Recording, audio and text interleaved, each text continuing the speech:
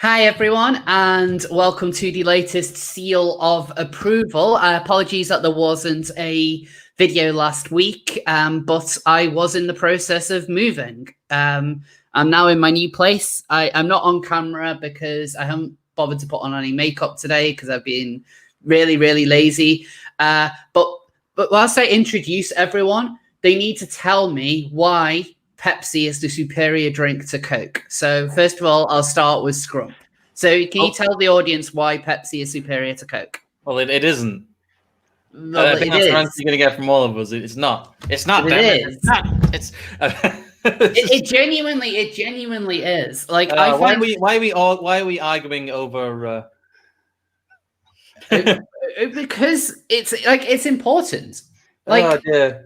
I have become a massive convert on the superiority to Pepsi rather than Coke. Pepsi supremacists. I knew you would be. I knew this day would come. But I mean, like, Benjamin was right about you. You're a Pepsi supremacist. Everything they said was true. At the very least, Diet Pepsi is far superior to Diet Coke. I'm actually a third positionist. I prefer Dr. Pepper to all of them. Oh, God. Which is actually true. I actually really like Dr. Pepper. Dr. Pepper is genuinely good. Third positionist. But joining us as well is Sophia Narwitz, coming back for her third time. Hello, everyone. How's it going? Maybe your third seal? As for Coke and Pepsi, I don't like cola in any form, so Coke and Pepsi are both trash. That's my official verdict. Incorrect. But no position. No, it's correct. Coke and Pepsi are trash. I'll take some Dr. Pepper, though. Dr. Pepper destroys Coke and Pepsi. A fellow third positionist. Like, I don't actually even know what Dr. Pepper is. Like, obviously I've had it and I've drank it, but I don't know what kind of flavor. I don't even know how to describe it. It's like spicy cola, I guess, which is weird because I don't like cola, but I'll drink Dr. Pepper. Dr. Pepper's basically like if you mixed Coke with a little bit of dandelion and burdock. Yeah, someone's just mentioned dandelion and burdock. Like, dandelion and burdock is rank. I really, really don't like it. I'm not really a fan either. But, yeah. No, dandelion, no. Also joining us is Trig. How are you? Hi, I'm very well, thanks, Rose. How are you? I am good, if a little bit scattered. Like, I am sorry that there was a bit of a delay in starting. Like, I've actually had a very productive day up until the very last hour. But I want to start by showing you guys something real quick. So, like, I don't want to spend too much time talking about what happened last Wednesday. I think everyone watching this knows about how I went mainstream. But like, if you can all remember the guy that I was kind of debating, Benjamin Soy-based Butterworth. Like, yes, I remember. Like, this is something which just randomly happened this afternoon. So, the other day, J.K. Rowling, author of Harry Potter, actually sent me a bouquet of roses. That's crazy. Which is that's insane. I mean, I'm happy for you. Like, that's really cool. You're really getting recognized now. Yeah, it's something which still doesn't feel real. Like, that had to have like stunned you into silence, just getting this bouquet of roses from J.K. Rowling. I know. It's like degrees of separation kind of stuff. Yeah, like I know. Like, I mean, she follows me on the Twitter. Like, I've been interacting with her like kind of management team. I don't think an interview is something that's going to be on the cards, just to put that out there. Not for a lack of trying, but I don't think that that's going to happen. So I imagine she's quite media shy with everything that's been going on. Yeah, and it makes perfect sense. It makes absolute perfect sense. And this is just a little YouTube channel. You gotta manage your expectations a little bit. I do think it's funny though that if she ever was to speak to either you or me, she would totally be called transphobic for it, which I think is funny. Talking to the wrong trans you and people. We're the wrong trans people. I mean, like, I am genuinely surprised that the likes of Pink News didn't actually pick up on the fact that she sent me flowers and try and run a hit piece on the both of us by doing it. I mean, especially Pink News, they run at least one or two stories on Rowling every single day. Like they've got today it's she shared this like Radfem store, like online shop, which has some quite like pretty cringy merchandise, if I'm being honest. Like it has like all this collection of little badges, which like I always think like, lame.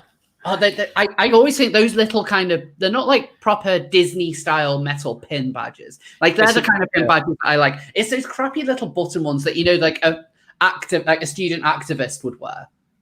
It's that kind. It's a bit wine on as well. A lot of it. It's very dying alone, surrounded by cats. Like it isn't a like. Yeah, I mean, like the t-shirt she wore was cool. Like that was a cool design. But I'm talking like really specifically about all these like kind of button badges. Like I hate them as like I don't care what cause you're pushing. Like they always look like the kind of thing like student activists wear. I mean, they're basically pronoun badges. Yeah, they're a little bit lame. But let's get to what the chat's calling him Benjamin Butthurt.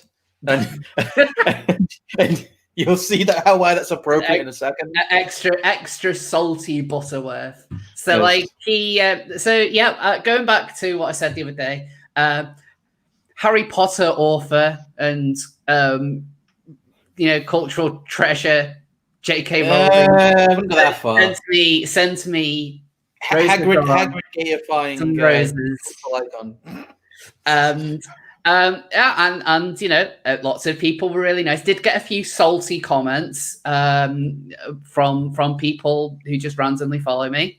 There were a few angry trans activists, and then today, out of nowhere, look what this just popped up in my notifications. Benjamin Butterworth tweeted me saying, "Oh, that explains who sent the envelope of shit to me then." And then he promptly deleted this as well. Yeah, he deleted it in like I think it was only up for a matter of minutes. It was only up for a matter of minutes, but it was enough. It was enough for me to kind of be notified to it and see it. And I was actually kind of stunned. Like that isn't clever. Like it's not like he's making like a funny statement or anything. It just genuinely looks like he's just salty. Like he's just really salty because he got absolutely ripped to shreds on Twitter following the debate. Like he was actually trending at one point because basically everyone was saying he was shit. What do you think we're at here, Trigger and Sophia? On 1 to 10 on the salt scale. What is this on the sodium scale? 7. This is 7 or 8. About 8. a 7. This is very, very personally salty. This is yeah. Like he's just upset that no one's ever sent him flowers. Oof. No, like he went out of his way to find this and then quote tweet it, and he wasn't even. And like if you're gonna put in that dedication, at least be clever about it. At least say something that is worth being said. But once again, he didn't. Part of my theory of why I deleted it, though, is because he's implying that J.K. Rowling sent an envelope with shit in it, which is kind of I understand what he's saying, but it could kind of come across as a bit of an accusation, and I think a few people on the left might consider it one. So I have to be careful. I did actually think that when I first saw it. Like I know that it's just him making a stupid statement, but how long until someone takes that seriously?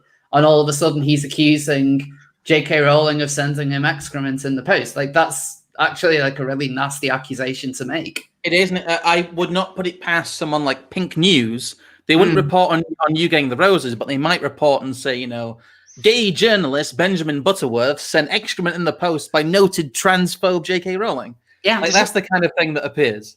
Isn't that just an indictment of our times, though? Yes, it's a joke. It's a salty, whiny little. I'm butthurt about this, but the fact that could be misconstrued into an accusation is also quite damning of where we're at. It's just it's almost a shame, but that's where we're at, though, isn't it? Self-censorship. It is. Real envelope of shit was the journalist we met along the way. Honestly, it's kind of weird seeing how butthurt he really is about me. Like one of my favorite moments from Wednesday is when he tried to kind of get me on Twitter. He made a post about how a Trump supporting right wing trans person doesn't represent 99% of the trans population. This makes me want to go pick a fight with him, to be honest. But he got ratioed badly, on his own. He's already dead.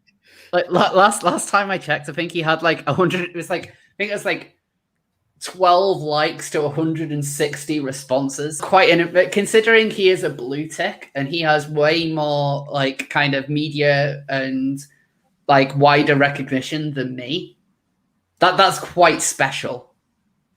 That is quite special. Oh dear. Right, there's probably enough drama for this week. So shall we bring on what the people are here for? The people are here for the seals of news. They are, and let the seals of news arrive in a few seconds as I change. I should probably take this opportunity to actually properly intro Trig, since I forgot during the intro period.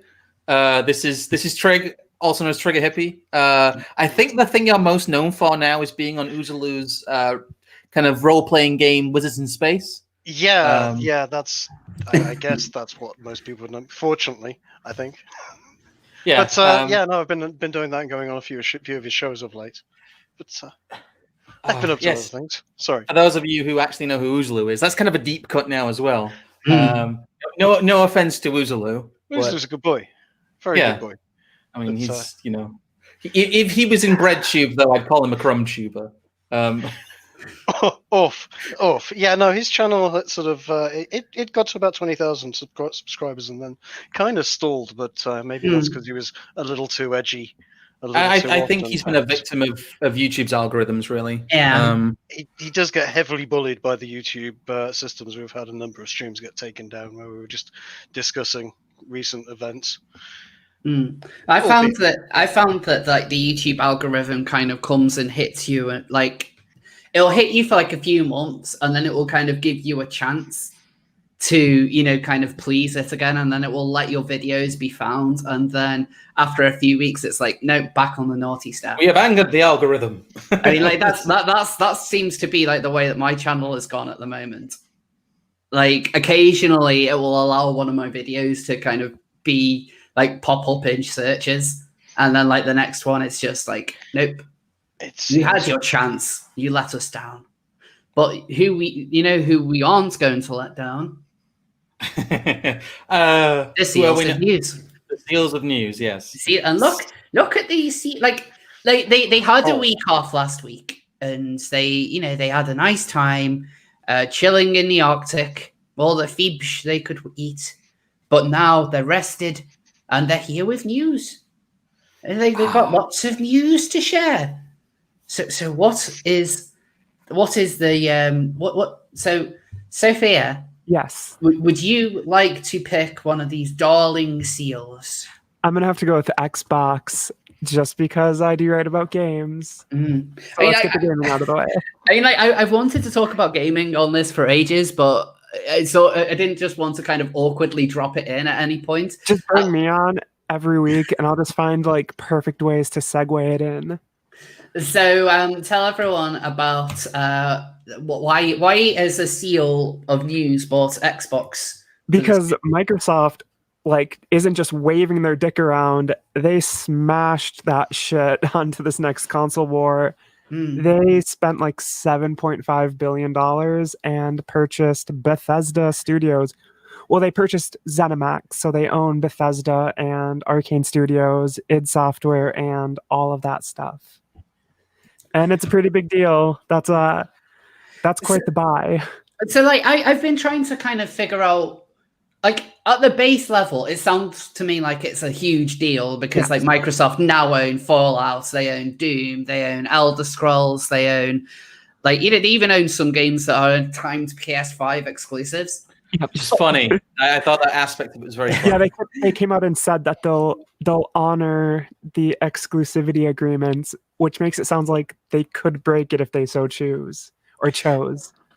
But like, what do you think that are they actually going to keep games like Fallout as Xbox exclusives? No. A lot of people are worried about that, and I've been pretty vocal in that I don't believe that's the route Microsoft is going to go because they don't need to. What they're going to do is they're going to have a really big push on the Xbox Games Pass, which for $10 to $15 a month, depending on which one you get, you have access to like 100+ games. Yeah. And currently all Xbox exclusive Microsoft games come out on Game Pass day of release. So you just get access to it. So what they're going to do, they're going to go heavy on the Game Pass thing where, hey, this new Elder Scrolls that's coming out, Starfield or whatever, the new Fallout, whatever, they're going to be like, you can spend $75 on the PS4 or PS5 because after you factor in taxes, because games are going up about $10, and you know that they're going to make these Bethesda games $70.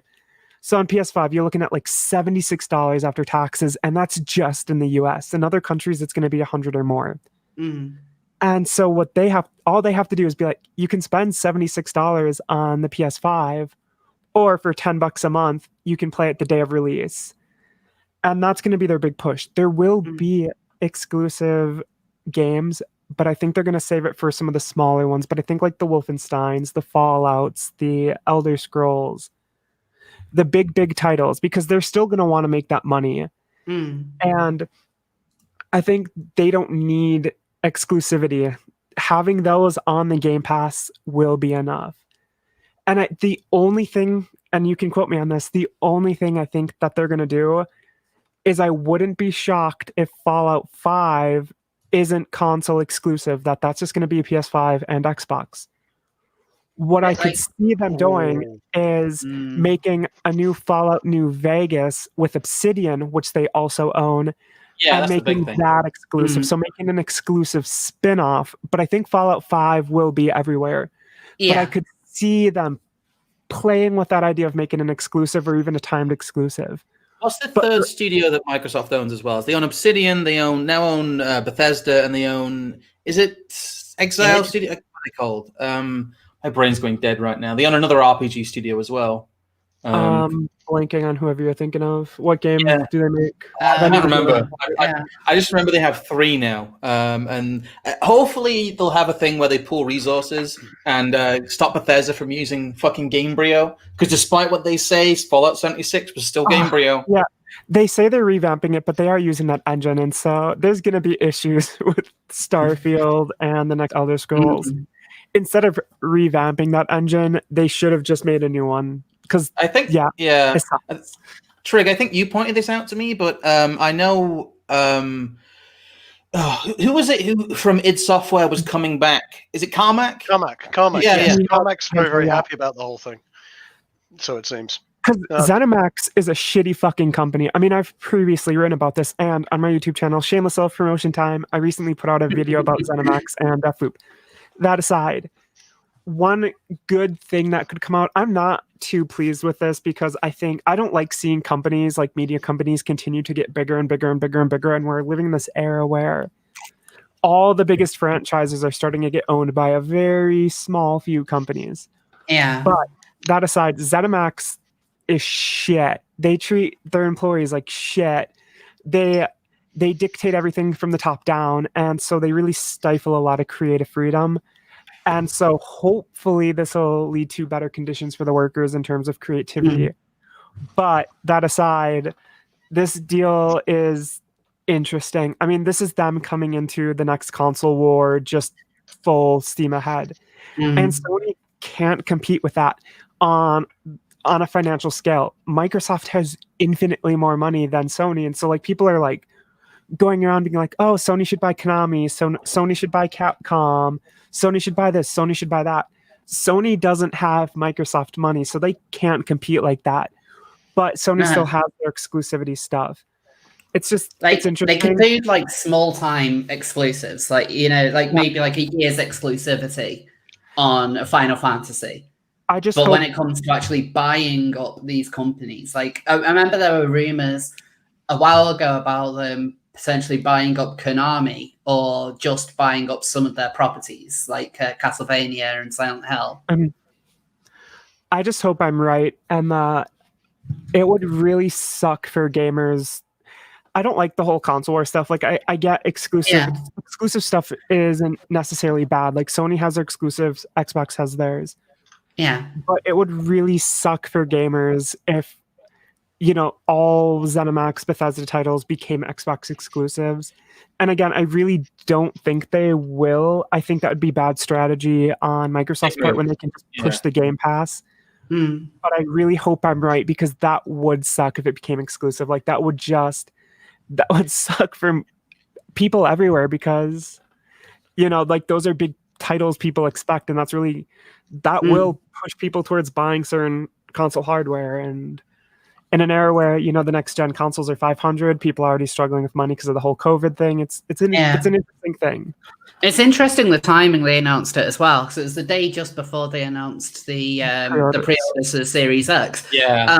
Up until they announced this, I didn't feel any real buzz for the Series X off anyone. All the focus just seems to be on the PS5. There was a little bit. That's why if you notice what they say, they're really dancing around the issue of what titles will be exclusive and what aren't, and they're like, "Oh, that'll be on a case-by-case basis." Honestly, from what I've seen, I think the Series X has some buzz around its hardware design, but you're right, there wasn't really any buzz about software.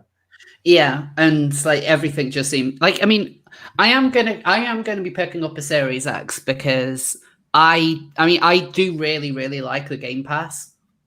Like, I think because I've got the the one which gives you PC and PC Xbox. Game Pass. I have just the PC Game Pass. It's like £3 a month. Trigg, do you have any of the Game Passes? I don't have the Game Pass, but I'm seriously looking at it. Do it and then get Sea of Thieves. I want to play Sea of Thieves. I love Sea of Thieves. And also the Xbox Game Pass, PC Game Pass has the Master Chief Collection on it still, I think. Yes, it does. That's what I've been using it to play. In fact, I let it lapse this month because I played through Master Chief Collection. I played all I want to play on Minecraft Dungeons, but I might pick it up again, next month. If anyone wants to play Sea of Thieves, or if I find some stuff on there.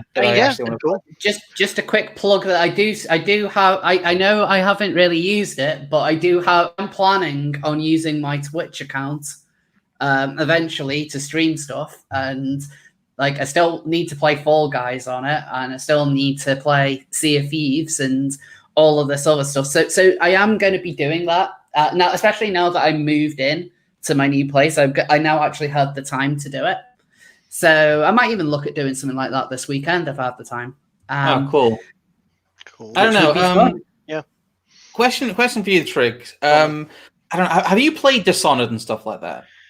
Dishonored? No, I haven't played Dishonored. I'm vaguely familiar with the format, but can I just come in going back to what's happened with Microsoft? Yeah.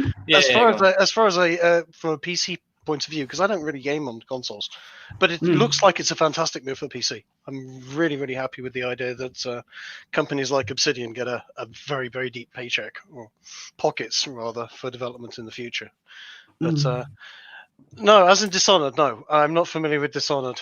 I've been playing still PUBG for forever for some reason. I was going to say, how strong? I know that the Elder Scrolls is massive, and so is Fallout, but it could be an interesting opportunity for Microsoft to branch out some of ZeniMax's other IP. I know Wolfenstein started off kind of strong, and then it got bogged down with the political stuff. No one really played the last one. Dishonored 2 as well. Kind of got a bit of a bad rep because the launch was a bit botched. It might be interesting to see what Microsoft can do with this stable of IP, at least, because I know there's the whole reputation of publishers coming in, buying up studios and ruining them. EA is very famous for that. Activision's very famous for that. But I mean, Microsoft itself is famous for that. Like, look what they did for Rare when they first bought Rare. Like, Rare was shit until I think Sea of Thieves. Sea of Thieves is the first actual decent game Rare has made since they were bought by Microsoft, like nearly 20 years ago. Just surprising. Microsoft certainly 20 years ago had a very good reputation with gaming for a long time as well. They were bringing out really solid games until the mid-90s, and then it was. I think it was. I'd argue even beyond that. I'd argue as soon as the Xbox hit, They really started to think they were splitting their own market. The thing that really created a dark period, though, for Microsoft and PC gaming was the scourge that was games for Windows Live. Oh no, I'd forgotten about that. I don't know. Yeah, I tried to put that back on about 6 months ago for a friend who desperately wanted to play an old game. It was, good God, it's cancer. It doesn't work anymore. The servers are dead. You have to basically crack some games. I don't know. Did you ever have any experience of that, Sophia? Did you ever go through the hell that was games for Windows Live? No, I did not. Oh, you lucky bitch! You saved yourself. Yeah, that was horrible. Meanwhile, I'm just mostly on the Nintendo Master Race playing my Bing Bing Woohoo, man. Bing Bing Woohoo! Bing Bing Woohoo! All Stars, best game of the year. I'm having fun. I'm not moaning about the fact that it's just 3 really lazy ports I paid 50 quid for. I'm not bitter about that. It's fun. It's Nintendo doesn't exactly have the best strategy sometimes when it comes to especially old software packages.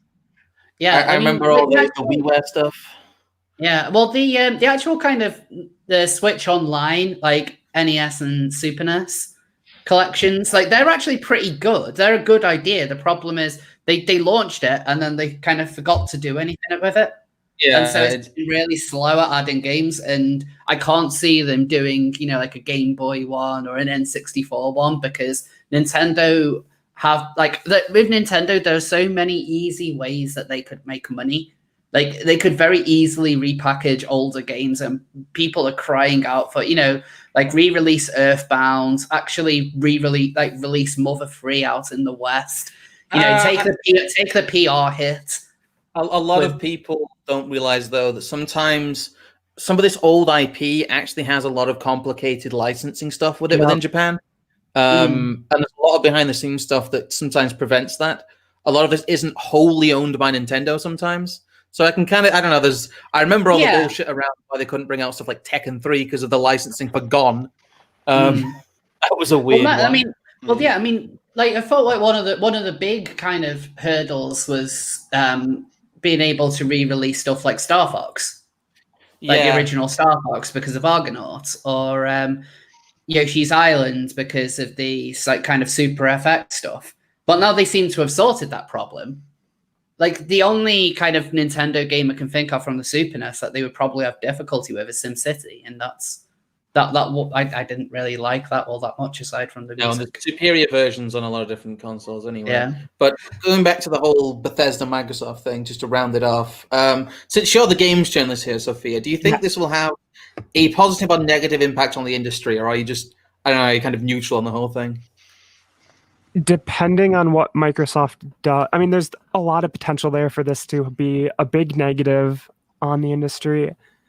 I'm just hoping that they continue to make things for all platforms. It would really suck if a huge chunk of the gaming population got blocked off from what has traditionally been game series that have come to most things. I'm going to hold out some hope that this leads to a better culture of development for the Xenomax and Bethesda owned studios. As I said, I've previously reported on with that recent video on my channel that the corporate culture at Xenomax made working at Arcane Studios kind of a pain in the ass for the devs. Likewise, I think it was Xenomax publisher meddling, which led to I'm going to mess up her name, but that Asian lady who left Ghostwire Tokyo, the really popular one, she just spontaneously left this game, and then they put out that trailer recently at the PlayStation event, I think in May or June. I think it was June. And the game looked nothing like what people thought it would be. And a lot of people think there might have been that publisher meddling, because if you remember, Bethesda did that big marketing push multiple years ago. It's single player games. They did the whole E3 about we still care about single player games. And that year they put out a bunch of single player games. And then the very next year, they backtracked. There was a full 180, and then they announced the Fallout 76. Arcane Studios, which is known for their amazing single-player immersive sims, are now making a live service Deathloop, and their next game is also being made with live service in mind. And that was because Xenomax was like, single player games don't sell. You need to all do this online stuff. And Xenomax and Bethesda jamming a lot of bullshit into their games. And so it's my hope that maybe with Microsoft guidance, there might be some changes. I don't know what direction it'll go. I'm just hoping. I do think it's interesting. So for many, many years, there's been rumors that Microsoft is buying Xenomax. Like, this has been around E3 time. This rumor has been popping up for years. And the deal never went through. And so I find it interesting that after Donald Trump's brother died, who sat in Zenimax, that they I love that whole rabbit hole. That's hilarious. It makes me think Donald Trump's brother was the one who was like stopping Microsoft from buying Zenimax, and with him out of the way, Microsoft was like, "We can make our move." Wow, this is I didn't even know that. Like sorry. Now, my own take on this is one of the things that I really quite like about the position Xbox is in now is with the whole Game Pass as a service. It does help set it apart from the PS5 in that you can, like, it feels like all three major consoles now offer something totally different to each other. Like, you have the PS5, which is your kind of traditional under the TV console that, you know, has been the norm for, well, over like 30 years at this point. They have the Switch, which is like your Nintendo system. It's the portable, fun, hybrid. And then you have the Xbox, which is like, you know, it's very much like your Game Pass machine. Like, you just have that onto your TV. You pay like whatever the subscription is. Boom, you don't have to worry about buying any more games like directly from the Microsoft store or whatever. Like, you have that option. But you focus on the Game Pass, and really, I think Microsoft would be happy if that's all you did. Like, anything else would say, sorry. What's interesting is that Microsoft has the potential there to absolutely kill it. So this gen, last generation 360 was my baby. I played my Xbox 360 more than anything. This year, this gen, the Xbox did nothing for me, and so PS4 has been my mainstay. That's usually what I play on. Yeah. But Sony's just not caring about backwards compatibility is going to be their bane, because right now, for the next generation, Microsoft has all the backwards compatibility. They have the Game Pass. And now they're buying up studios. They are creating, which I hate this term, but they're creating a quadruple A studio, 4A studio, which is going to be bigger and better than AAA games. And it's another A, guys. It means it's better. They're picking up all these powerhouses in game development, because for the last like 2 generations, it's been Sony that's been traditionally killing it in exclusive titles. Yes. And it seems like Microsoft is finally going to make that push. And right now I pre-ordered a PS5, but the next Xbox is looking very nice with the whole Game Pass and the backwards compatibility. If they can make some really strong exclusive titles, they have something there. So it'll be I also really want them to bring back more like classic Xbox games. Like, they have that backwards compatibility, but it is fairly limited at the moment. Like, I want them to do what Nintendo should be doing and really go in. So like all the original Microsoft published games for the Xbox, like, bring all of them back, even like the really weird ones like Brute Force. Yeah, they need to just go full ham on the backwards compatibility library. And Project Gotham. Project Gotham. I want Project Gotham 2 back. Like, I used to love that game when I was a kid. What classic Microsoft games would make you like purchase a Game Pass then, Trig? Like, what would you have to see to go, oh, I'm definitely getting that? Oh, God.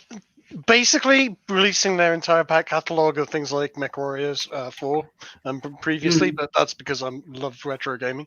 To be honest, I'm seriously considering getting it anyway. If they add the ZeniMax back catalogue straight onto the Game Pass, that is a colossal chunk of titles for a couple of quid a month. And they already have a good number of them on the Game Pass on the Xbox One at the moment. I mean, they have Fallout 76, you have New Vegas is on there, Elder Scrolls Online is on there. I think Fallout 4 is on it as well. There's already a few. it's almost a pity I already have those games, but yeah, there's a ton there to jump onto. I'm very, very positive about it. Maybe a little hopeful. Maybe it is the beginning of Vault-Tec. I saw you put on the chat. Yeah. We have to be optimistic, don't we? At the end of the day, Christ, it's it could happen. It could be an absolutely masterful move by for everyone. But so, does anyone have anything else to add on the old video? I think I'm pretty tapped out here. It's fingers crossed. Yeah. Video. Right. So with that, we'll return to our good friends, our real good friends, the Sealers of News. But I've got some super chats that have come through. Jedi Knight Anna Quinn Cringe Walker with the $5. Just a congratulations of getting flowers from the Wicked Witch of the Right. Bridget with the $4.99. Here to support # Team Soph and going for the Seal Triple Crown. Yeah, will I get my third today? Who knows? Jesus Fried Christ with the $2.79 Canadian dollars. # vote for Scrump. Yes. And Transbro with the $99 super sticker of a unicorn. Thanks, buddy. So we're back to our good friends, the Seals. Trig, pick us a seal. Oh, Ruth Kander looks very cute, and good God, there's something to unpack behind that, I'm sure. So you want to go for Ruth Kander forever? Yeah. So why is this seal yelling # Ruth Kander forever? This is Ruth Bader Ginsburg dying apparently recently. So I would say check for freezer burns. I suspect she's been in the fridge for a long time. No, I'm being mean. And she's got a family, and we all best wishes to them, etc. But she's died, and everyone seems to have gone insane. They did. I said this on the night when we heard that the Republicans should go and replace her straight away, which seems to be what's happening as well. And yeah, the Democrats are going to go completely insane about the whole thing by the looks of it. Yeah. Yes. I think her death shows why the Supreme Court shouldn't be a lifetime appointment. It should be like a 20-year thing. It should be a 20-year term limit because we had Anthony Scalia died, which threw the whole thing into a flux. We had Kennedy retire, which threw the whole thing into a flux. We've had Ruth Ginsburg die, which threw the whole thing in a flux. It keeps happening every time we lose someone on the Supreme Court, whether through death or retirement. It creates this whole fucking chaotic mess. It should be a term limit. That way we can plan for, and we can we'll build elections around, the next president gets to bring in the next justice or whatever. And then you'll occasionally have unfortunate deaths, but you can, if it's a 20-year term, you can pick appropriate people who should, barring crazy health issues, survive. But there's no reason that we're getting into this fucking shit show every so many years, because it is yet again another fucking shit show. It just shouldn't happen like this. It just simply shouldn't. 20-year appointments, that's it. I mean, wasn't she falling asleep in cases and things like that? I mean, surely there should be at least no longer fit for it, retire. Well, she was battling cancer. That's it. She's been battling cancer for quite a long time. Yep. She hasn't actually sat on a case or anything like that for quite a while, if I remember. There's rumors of her a health and impending death have been going around. Certainly as long as I've been a YouTuber, if not even beforehand. So we've been having this conversation for so long, and now it's out of nowhere, it has happened. It's finally happened, and then everything just kind of had to hit the fan. And this extends past the Supreme Court, but it's just a good reason why we should have term limits for everything else, because I'm so sick of seeing these politicians or judges just wheeled out near death. You can just see as they're doing their job, they're incredibly unhealthy. When McCain was having brain surgery, and then he'd be on the floor a week or two later just looking shit. It's why are we doing this? Why are we letting people this fucking old have this huge position of power? Term limits. And then we'll bring in people that are younger, because that's really what it should be like. But we keep getting these people so close to death. in these positions, and it's just gross. It's just awful looking. I hate it. We're seeing Biden for details. God, the whole thing as well with the fact that politicians are just getting so much older. Like we're into the era of octogenarian politicians, where a large percent of the political class are in their 70s or 80s. But yeah, the actual Ruth Kander thing came from this tweet, which is a classic woke 10-year-old tweet. Oh, the Plita-child, the made-up Plita-child. Do you want to read that off, Trigger? Okay, let's read this. Okay. I just told my 10-year-old daughter about #RBG. She had tears in her eyes. And then she did the Wakanda pose and said, Ruth Kander forever, which is the sort of pop culture crossover that I can celebrate. I mean, this is something I find really weird with America's fascination with what some people refer to as notorious RBG, and that's this almost deification of justice in the Supreme Court. Like that I find it weird how they deify her in that way. How they talked about her as though, she is like basically all that stands between America and Trump throwing everyone into hands. I would say and like that the last time, like when they were replacing whoever it was it Scalia who was replaced by Kavanaugh. Yeah, like they were acting like every time that there's a new Supreme Justice like being put up for nomination, like they act as though like this is now going to be the end of the world. And obviously I've not forgotten about the way in which the Democrats treated Kavanaugh, which is why I'm fully expecting this process which is going to go through. I'm fully expecting hell to break loose in there to be, allegations that the Democrats have just been holding on to just for convenience sake. But like, they treated Ruth as almost as like this god. Like I watched that Scooby, the new Scooby-Doo film. Oh like, God, yeah. Yeah, at the start of that film, like when Shaggy and Scooby, they meet Fred, Daphne, and Velma for the first time, and like Daphne is dressed like Wonder Woman. Fred, I think he's like dressed as a knight or as a spaceman, or just like a typical kid. They're both dressed like kids. And then you have Velma dressed as Ruth Bader Ginsburg. Yeah, my girlfriend Jess pointed that out to me and said it was really jarring. I saw a clip of it too. A Scooby-Doo movie? Really? Yeah, there was a Scooby-Doo movie where she was dressed as, I don't know, as our token American here, Sophia, though. Yeah.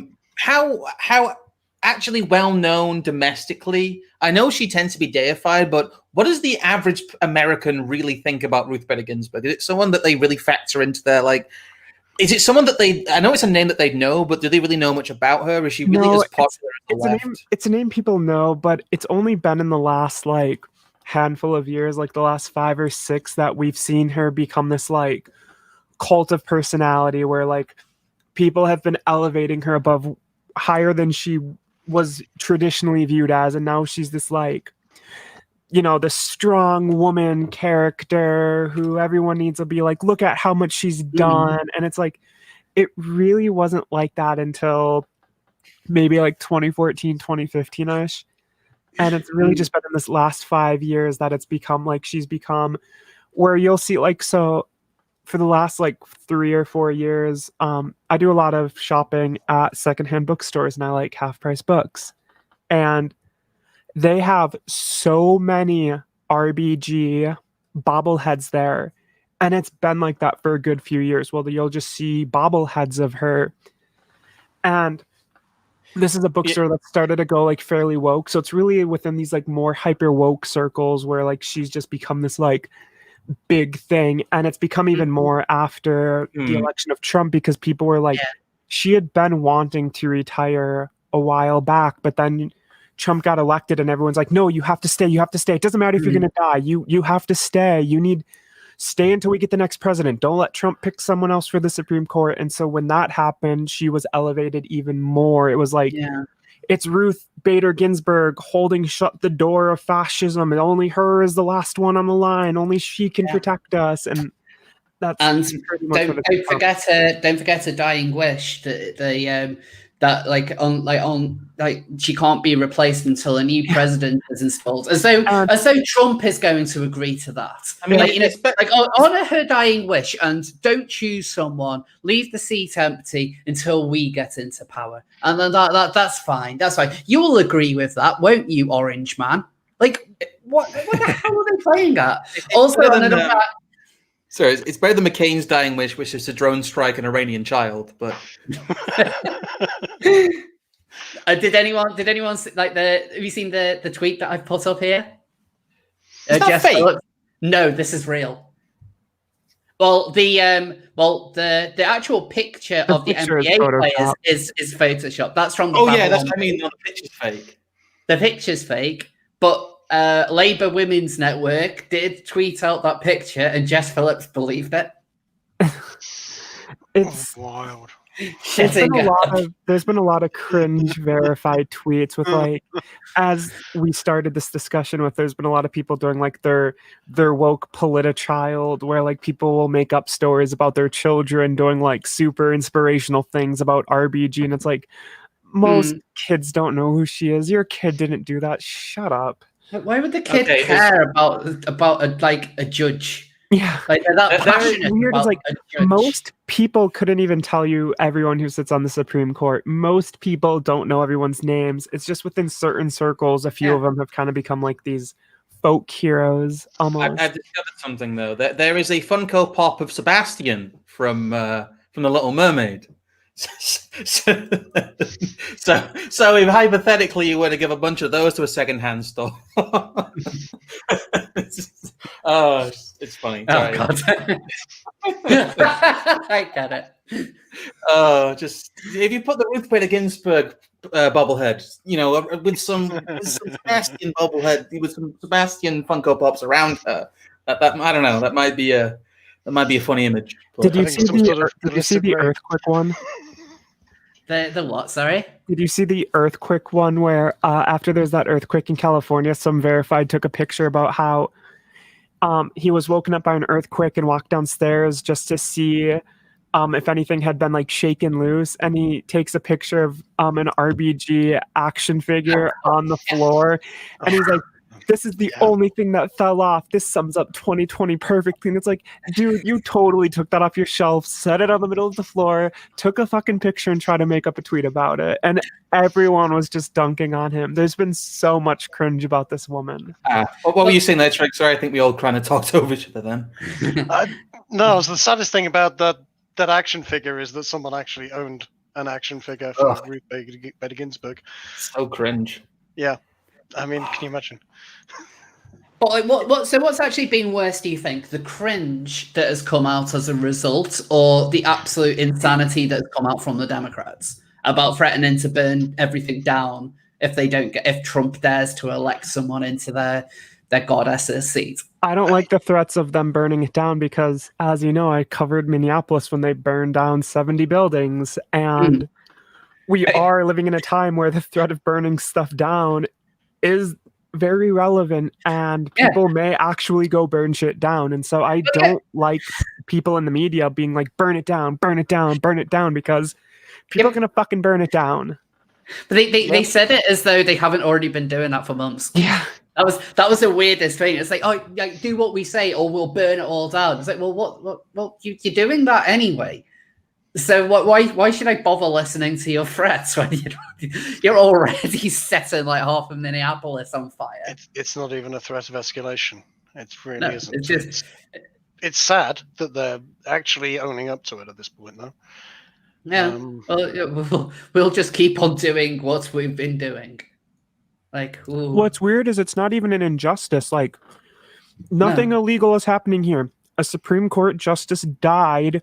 We have to replace them, but now people are treating it like putting someone new in their place is like the worst thing you can do. That shouldn't be happening. They're treating it like it's illegal. The only thing I'll say is that Republicans did kind of shoot themselves in their foot because they pulled a lot of shit when Obama was trying to get Merrick Garland through. What I'll say is the crux of the Republican argument which I think actually does hold water, is that at the time Obama was a lame duck president. He controlled neither the Senate or the House. And I think their core argument was that he did not have the mandate. He didn't have the seats in the Senate, and they could block it, and they did. Did they block it? Yeah, he never got put through. Yeah. I thought that. Sorry, I went crazy for a second there, but yeah, it's because they could and they did. The thing is, the roles are now reversed. Everyone's bringing out the things. It looks bad because Obama said, "Oh, even though it's an election year, this should be confirmed." So I guess the role, in her own words, said it should be confirmed in an election year, and that there was nothing unconstitutional about it. Yep. Whoever gets nominated should be confirmed, but it's going to be a shit show. Like, we are in for months of shit. I honestly don't think we are, because Mitt Romney has said that's been another aspect of this, that they were trying to cobble together some sort of alliance in the Senate, because that's ultimately where this is decided, to block any kind of Trump nominee. But it looks like now any Trump nominee will now just be waved through. There isn't the whole stalling they can do with Kavanaugh. No, I mean, it'll be a shit show because you're probably going to get accusations dug up Kavanaugh. You're going to have a media storm. I mean, they're already laying the groundwork that if Trump wins, they're finding ways to say it could be illegitimate.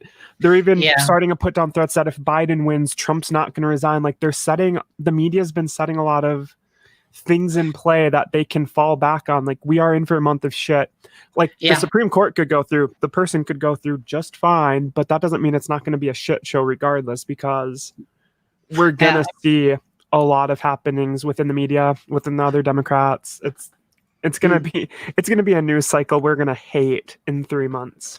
And even today I saw someone on Facebook sharing an article about how Trump is effectively planning a coup if he doesn't win the next election, and a lot of kind of progressives seem to genuinely believe that whatever happens in November.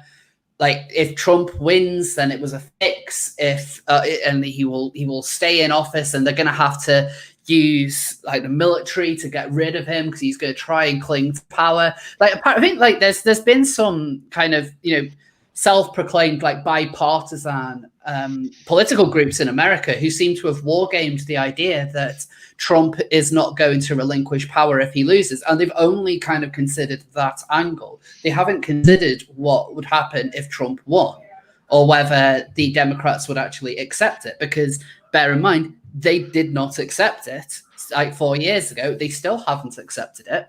Wasn't that a bipartisan group of never-Trumpers and Democrats that worked that one out? Yeah, they don't even consider the idea that the Democrats are actually going to lose, which is, oh boy, that's another. Though Clinton, sorry, go on. I was just gonna say is, if Trump wins, which I think he's going to, I expect there to be rioting the night of the election. I'm already getting the plan set in place. So on election night, I'll be in Minneapolis so I can film people burning and looting again, as I did in May. Even if Biden wins, I think there's going to be looting and rioting. But if Trump wins, most definitely. And it's going to be a fucking mess in November. Yeah, as you were saying there, Trig, they didn't seem to have factored in the fact that the Democrats could lose. And that seems to be something that Ruth Bader Ginsburg did herself. I don't know. You're probably going somewhere with your point there. It was that Clinton has already said, don't concede to Trump.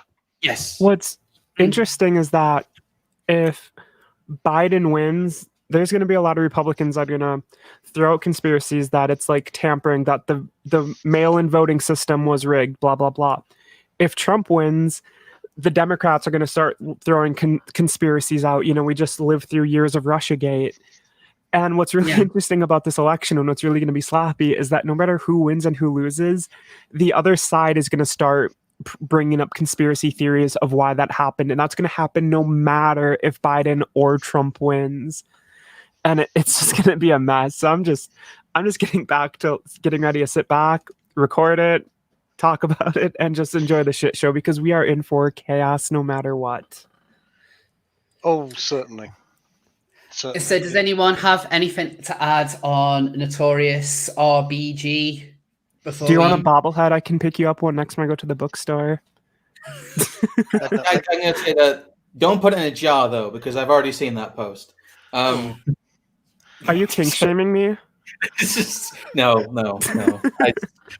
Oh dear! Those of you who get that reference, fucking Rainbow Daddy jar. The only other thing I would like to say about the Ruth Bader Ginsburg stuff is kind of jumping off from Trigg's earlier point about them not expecting a victory. Ruth Bader Ginsburg only didn't retire under Obama because they were so certain Clinton was going to win. This is a situation of their own making, and now they've ended up in a situation where Trump is choosing 3 Supreme Court justices because they. What's funny is some of the people Trump's put on the bench have voted against what Trump wants. Like the people he put on aren't even like diehard conservatives who are always only going to go the conservative position. One of them is a crazy and I don't mean like literal crazy, but he's a constitutionalist, like a hardcore constitutionalist, and he's going to go with what the Constitution dictates. And sometimes that goes against Trump. And so like even the people he's put on, like there's all this fear mongering is like, they're going to get rid of abortion. They're going to get rid of this. They're going to undo gay rights. It's like, none of that's happening. Nothing's in play that's even happening. And the people Trump has already put on would not do that, as some of them have already shown as it pertains to certain gay issues. And so it's not like this doom and gloom. It's just all these people can think about is doom and gloom, but none of that is really that. Trump's going to put someone in. Yeah, we'll have a Supreme Court that leans a little more to the right than usual, but that doesn't mean everything they vote on is going to be like far right positions. And I'm just so sick and tired of the constant hyperbole and doom and gloom and like the threats of like abortion's going to go, gay rights are going to go. It's just so tiresome, but the same people keep buying into it like they believe the bullshit. And that's what's most tragic. Do you have any final thoughts there, Trig? Yeah, I was going to say it is slightly ironic that someone's spent their life advocating for the extermination of small clumps of cells was killed by an angry clump of cells. But yeah, that was one of the spicy posts I saw. Don't cry. Ginsburg was just a clump of cells. Anyway, that's inappropriate. So now we return to some good friends, which seem to have disappeared. Oh no, they got clubbed. That's not it. Oh no. No. The Canadians came. And Where have they gone? Where have they gone? Like, have we scared them away? Have we scared them away with our spiciness? The RBG cum jar joke scared them. Don't put it next to the heating though. Oof. That whole thing. So we have 2 seals left. Do we want to continue the America discussion with CRT, or do we want to contrast the shitstorm in America with what's going down in Old Blighty?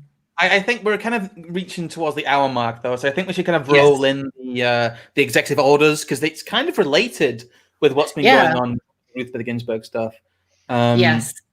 So I would go for CRT, yes, the good old cathode ray tubes, yes. CLRT. So what does CLRT stand for? Well, it's critical race theory.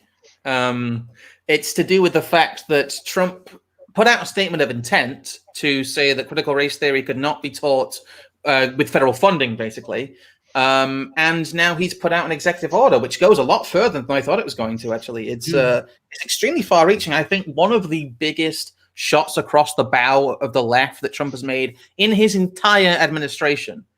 If you read the text of it, I think the biggest part of it, it eliminates critical race theory. It also puts in place provisions that any teaching that says that anyone is inherently racist because of their race is basically illegal. And he also has extended that not only to government departments, but has extended that to anyone who is a government contractor. So anyone who wants to work with the government or receive any kind of federal funding can't teach any of this critical race theory stuff. It can't teach, it can't teach non-equality stuff. Basically, he has cut off all the diversity training at the knee. It fell swift, really.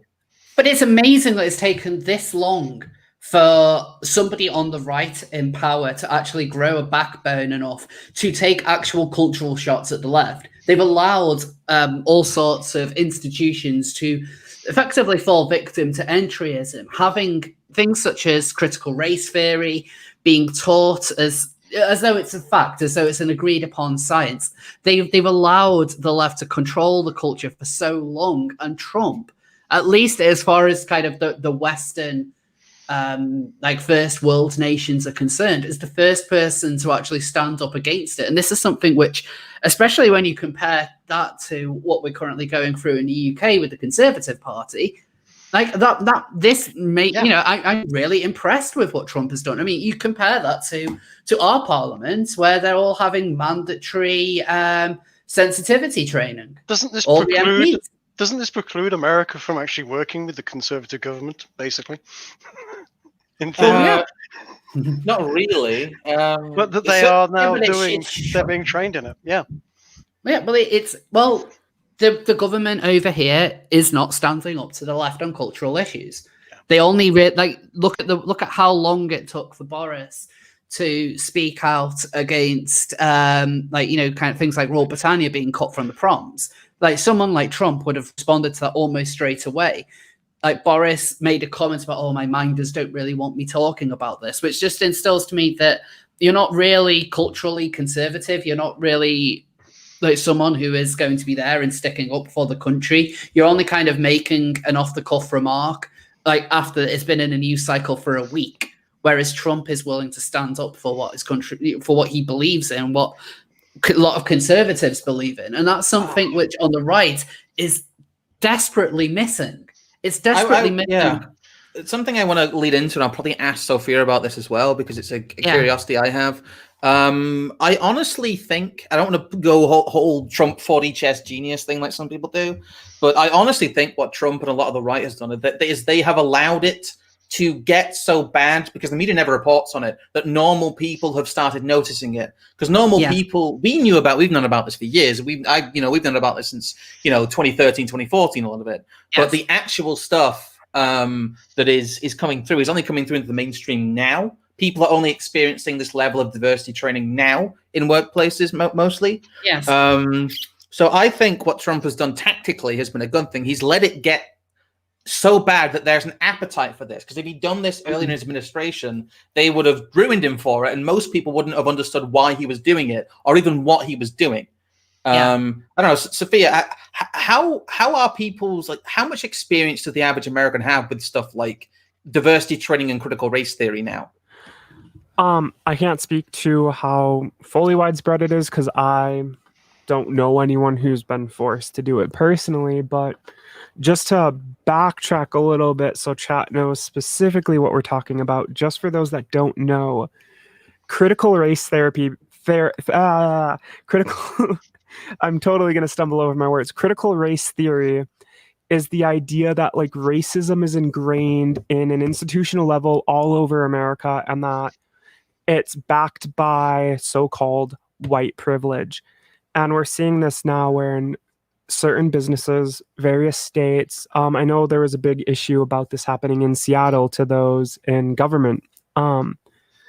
It's basically teaching people that just by existing, and this is a weird definition or explanation of it, but just by existing, you are promoting racism because you are benefiting from a system made to benefit you. And so it all falls back onto those two magic words, white privilege, which I'm sure everyone is sick of hearing about fucking privilege, that most people don't really have that privilege. Can I just bring up this post that I just saw in the chat? CRT just says that racial issues are culturally entrenched. That's fact. That's not all that CRT says. No, it's not. It's the thing. Critical race theory comes from critical theory in general, which is a school of Marxism. Critical race theory essentially replaces the proletariat and the working class with racial minorities within the country. It is a plug and play racial aspect of Marxism, is what it is. If you look at how the theory was formed, that is critical race theory's underlying ideology. It is where it comes from. It is where it gets its academic underpinnings from. It also, critical race theory and its definitions of racism didn't exist until the late 1970s. This isn't something that has existed for a terribly long time. This isn't just saying, race is entrenched in society. Well, Of course, there are some like aspects of racial stereotypes entrenched in society, but what critical race theory says is that not only is it entrenched, but white people, by virtue of being white people, are oppressing black people. And it ties into like that. Marxism, wealthy people, by virtue of being wealthy, are oppressing poor people. And it ties into the whole, like, we've been getting these new definitions of racism that say that, like, black people can't be racist towards white people because they don't have a position of power. And it's been uprooting traditional beliefs that, like, traditional things like, hey, no, racism is just judging and treating someone like shit because of the color of their skin. But now they're reversing that. Where, like, no, black people can't be racist because they don't have institutional power. And so to get back to what Scrump was asking me, is that there's been like leaked documents over the last couple of years where some companies have been taking up critical race theory. I keep wanting to say therapy, but I mean theory, where there was like leaked internal documents. I think it might have been like AT&T or something, where they were saying like, no, we need to promote the next person to get like these positions of power, like manager roles and stuff, need to be people of color. And so it's been like, instead of making things a meritocracy where who's ever best for the job is getting something, they're now going to start choosing people based off their skin color because they want to appear more diverse and all that stuff. And the justification is like, oh, white people have always benefited, so that we can kind of shit on them now and put other people. And so it's just, there's just a lot of weird stuff coming out where like, we're not always going to get the best people. Like, it shouldn't matter the color of someone's skin. If like a black guy's going to make the best manager, let it be the black guy. If the white guy's going to be the best manager, let it be the white guy. Just go for the best. But now in this like effort to appeal to CRT and to appear not racial and not all this, they're justifying being almost racist to white people by just kind of being like, no, you can't get benefits here. We need to give it to these other people, if that makes sense. I'm kind of stumbling over my words a little bit. There's a couple of people, I don't know, a lot of people think that critical race theory is just like basic bits like 80s style diversity training. It isn't. It teaches about microaggressions and it teaches you that white people are the bad guys just for virtue of being white, pretty much, as you said. The two big ones is microaggressions and unconscious bias, which is basically saying that despite the fact that you are not overtly racist in any way and you do not hold any racist attitudes, you can still be considered racist by virtue of just holding certain unrelated beliefs. Like there's a famous one that Smithsonian put out. I think we talked about this in a previous one. Yes, we did. That said that whiteness, like aspects of whiteness were things like delayed gratification, stoicism, the idea of self-reliance and self-sufficiency. And nuclear family. Yeah, the nuclear family. And what critical race theory does is say that because, quote unquote, white culture believes in these things, it means they have white privilege, it means they have unconscious bias, and it means that because of these two things, innocuous phrases that they say, just normal everyday things, are microaggressions. It goes far, far, far beyond just trying to tell people not to say the gamer word. And bear in mind, a lot of this has the intention of ultimately dismantling it. I mean, when you hear about conversations of dismantling white supremacy or dismantling white culture, it does involve effectively the current capitalist society in which we live in. And it's interesting that all of this just so happens to be pushed by a group of people who think that they know the best way forward, even if it has failed like 23 times already. It's very interesting that they are the ones that are pushing it, but they get to wrap it up in the same way that a lot of these activists do, just by using a term like, let's say, like diversity training and stuff.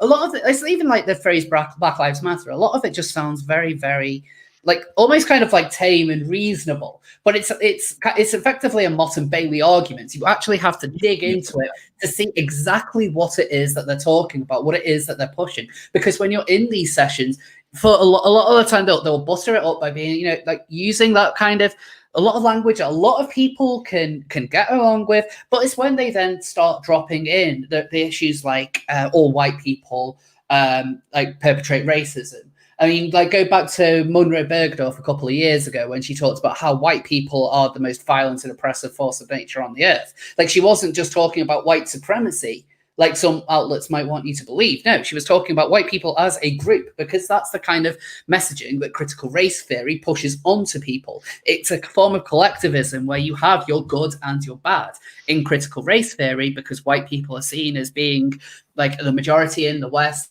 therefore they are the oppressors, therefore they are evil and they need to be taken down. This is why critical race theory is a bad practice to be pushed within institutions. It is a Marxist idea, as Scrump mentioned. It isn't just a case of like your bog standard diversity training. It's much, much more extreme than that. And we're seeing it tied in, and Scrump briefly mentioned this, we're seeing it tied in with more Marxist stuff where like during the Black Lives Matter protest and riots, there was a lot of clips of just white Antifa Marxists, not even like black people among them, but the white people smashing the windows open, causing the most chaos, lighting the buildings on fire. And their whole idea is down with capitalism, down with this, down with that. And so they're using this whole racial thing almost as a guise to get through more of what they want. And bear in mind, this also, it links in a lot with intersectionality. I mean, all of these kind of Marxist identity politics movements are at their core very intersectional, meaning that they get all these other identities involved, and they have to have an Olympics. They have to have an Olympics over which one's get a talking stick. That's why we're seeing everyone layer identities on identities, and now people that don't even identify as anything will suddenly come out as non-binary because they need an identifier. Everyone needs their label. This is where Black trans lives matter came from, because it wasn't enough that you have a movement entitled Black Lives Matter. No, Black trans people are more oppressed. The worst part is morph into that. The worst part is that this is all preventing us from getting anything of actual worth done, because there is a valid discussion to be had in the US that police tactics have become over aggressive. Yes. But the police aren't unproportionally shooting and killing black people. The police shoot and kill a lot of white people too, but we've turned it into this black issue. So we're not focusing on the white people either. And so we're not focusing on the whole issue, where we need everyone to come together and be like, hey, there are some policing issues. There's issues with, you're seeing it with the trans thing, where like in a bid to make it seem more racist than it is, they're bringing up, all these black trans women are being murdered. It's only about 20 people a year. And a lot of them aren't being murdered anything to do with their gender identity, but they're just taking anything they can, misrepresenting it, spinning it, twisting it, just to suit their beliefs so that they can brainwash more people. And because of that, we're not getting anything done, because black trans people are being murdered because it's happening in hood areas. It's happening because of their sex work. It's happening because in many instances, gang violence. But we're not focusing on the gang violence. We're focusing on, the institution is racist. And we're getting nothing done that could actually do positive changes. Yeah, it is effectively the creationism of the intersectionality movements. They come up with the answer straight away. So if you have like the higher amount of black trans women being murdered in the United States compared to white trans women, they simply present that as like, right, so the reason why they are being murdered is because they are trans and they are black. When, as you explained, that isn't. That like it's I've had a look through like the last 18 months from back in like June. I had a look through all the murders I could see that were reported on like I wrote a big article about this last year. Yeah, like of all of them, there are very few which you could actually even make a reasoned argument that either transphobia or racism could be a factor. I believe that at least for 2019, all the black trans women that I could see who had been murdered were victim, like their accused killer, if the information was known, was a black man. One of them last year wasn't even murdered, and this person who wasn't even murdered, Jaslyn Ware, was cited by the ACLU, Elizabeth Warren, Kamala Harris, Beto O'Rourke, and countless others. And it turned out she died of natural causes. Yet it wasn't until just a couple of months ago that the HRC, the Human Rights Campaign, finally removed them from their 2019 list. Yeah. So they're just tacking on names without even knowing if they were even murdered. And I wrote, I've been investigating this for years because, they're always citing that like, transgender murders on the rise. Yes. And in, I think it was 2017, 3 people died. Kiwi Herring, Sean Hake, and there's a third one. I'm blanking on their name, but they were charging police with knives. And so police shot them. Their gender identity had nothing to do with their murder, yet they're tacked on the list. Yes, in fact, there was plenty of ones I saw where the trans woman in particular was effectively it was self-defense on behalf of the officer. Yeah, or like last year, like on their list of names, not everyone here is black. I'm looking at an article I wrote last year now, but like Claire Legato was shot after trying to break up a fight between her mother and a neighbor. Jordan Kofer was shot in a mass shooting in Dayton, Ohio. Their gender identity, nothing to do with it. And if you go through last year's list, tons of them, a lot of the black ones have nothing to do with their gender identity, but yet they get tacked on. And it's just such manipulation. And as a trans person myself, I'm so sick of being used as like a political prop. We're nothing but tools to these fucking assholes. That they're just changing facts. I mean, and as you said, like they're coming up with the answer first, and then they're just taking anything that shows up and just spinning it and twisting it and just jamming it in to fit what they want it to fit, because they need things to fit their answer. So they're going to lie, they're going to misrepresent. Yes. And I'm just so tired of it, made worse because we are getting GLAAD. Jaslyn Ware was on the GLAAD list, on the HRC list. All like Huffington Post, major politicians are just pushing this stuff without not even caring that it's not even true. And it's just distorting everything. And as I was saying a few minutes ago, it leads to us getting nothing accomplished, nothing done. Nothing is being changed to fix these situations that are causing some of these people to be murdered. And it's very frustrating. I'd raise a point that you put in the chat there, Trig. Sorry, you've been sitting this one out for a little bit. It's kind of a back and forth discussion about the trans murder stuff. It's very important. You are right. Pointing that out is incredibly powerful because it really, once you get to the minutiae of it, I don't know. I'd ask you a couple of things that I saw you put in the chat. First of all, you did mention Duncan Lemp. If you want to explain that situation, because a lot of people still don't know about that.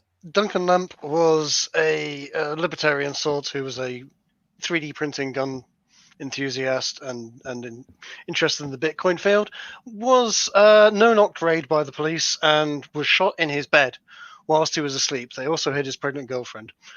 Before the police even entered the building, they just shot him in his bed. And another case of the police in America just really, really overstepping the just bounds of reasonable procedure. Yeah.